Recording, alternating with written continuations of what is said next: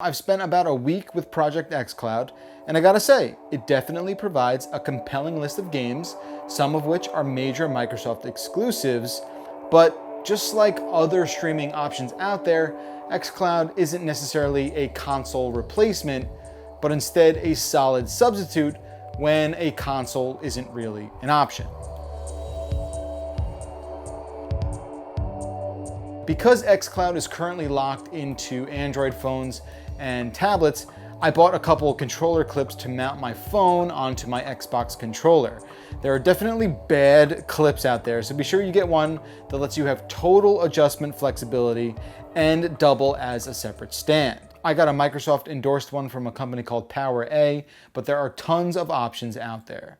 xCloud will sync your saves from games you've already played on console, and it works pretty well, so I was actually able to continue my games from the last time I played.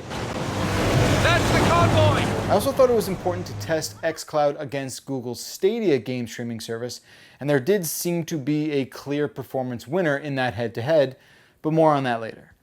xCloud's position as a sort of value add to having a Game Pass Ultimate subscription easily makes it worth the price of admission. But that's the value side of it, right? How does it perform?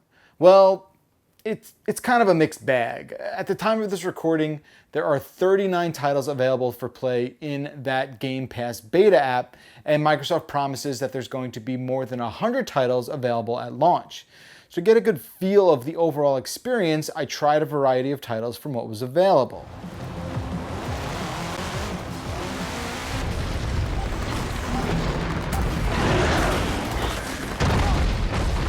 Now, of course, with that, some games just have a more generous sort of leniency when it comes to lag.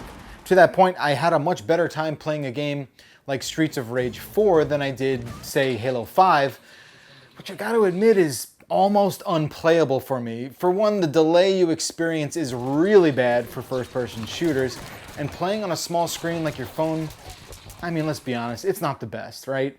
I did get my Android phone to show up on my LG OLED, so that helped with the smallness issue, but it of course did not eliminate the latency problems. If anything, it actually made it worse. Over the years of trying out game streaming, you sort of develop this acceptable lag reflex, or at least you're able to train yourself on how to compensate for when you're playing games online.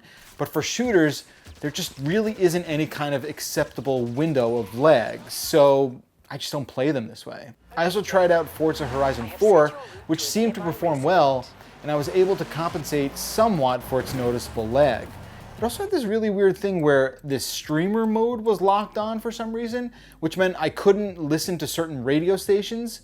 I've been meaning to play through Ori and the Will of the Wisps, and I decided that I was going to commit to the whole thing on xCloud, but it wasn't long before I encountered too many situations where timing is so key in that game, and going back to the console version was night and day, just so much better.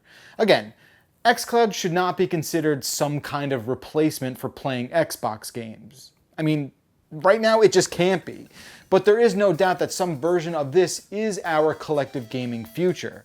A lot of that is going to rely on your internet connection. So for example, here at my house, I get 200 down and only 35 up where I live, but that's well above what Microsoft says are the minimum requirements. Presumably, we'd probably need to get to a place where internet latency is so good that it's indiscernible from the minimal latency we currently have when we play locally. And yeah, we'll get there one day, or we'll figure out a way to brute force our way there. And what about how Project xCloud performs against other game streaming services? So I decided to test Google's Stadia essentially side by side as best as I could to xCloud, and I did find out that for the most part, Stadia performed noticeably better, mostly in the lag department, regardless of whether or not I was hardwired to the internet, which of course is the most important area. I guess overall, it's probably a bit tough comparing these two services just because they feel like such different products, right? I mean, Stadia is a standalone service that costs $10 a month for the premium version, and it offers all these different games, though it'll be interesting to see if any of those titles overlap once xCloud gets out of its beta and adds all these games they're promising. And also, let's not forget that both of these products are evolving, right? They will change over time. Technology improves, interfaces refine, and usually the user experience moves forward. So that is some hands-on impressions with xCloud. It's definitely a compelling service, a solid value add for Game Pass Ultimate, but definitely suffers from the similar shortcomings that all of these game streaming services sort of lament.